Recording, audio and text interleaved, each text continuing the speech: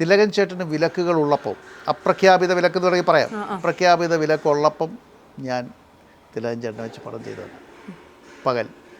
പൃഥ്വിരാജിന് അപ്രഖ്യാപിത വിലക്കുള്ളപ്പോഴാണ് പൃഥ്വിരാജിനെ നായകനായിട്ട് ഞാൻ പകൽ ചെയ്യുന്നത്.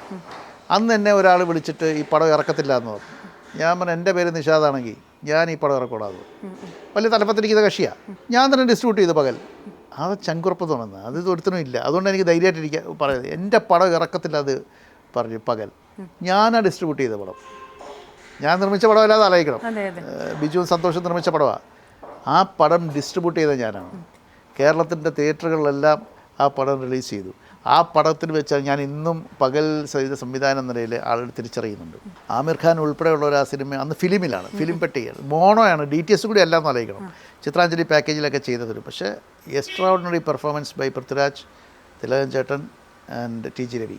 ഇവരുടെ മൂന്നുപേരുടെ പെർഫോമൻസ് അസാധ്യമായി. ജ്യോതിർമയൊക്കെ അഭിനയിച്ച പടമാണ്. അപ്പോൾ ആ അമ്പിളിച്ചേട്ടൻ, ജഗദീഷ് ശ്രീകുമാർ.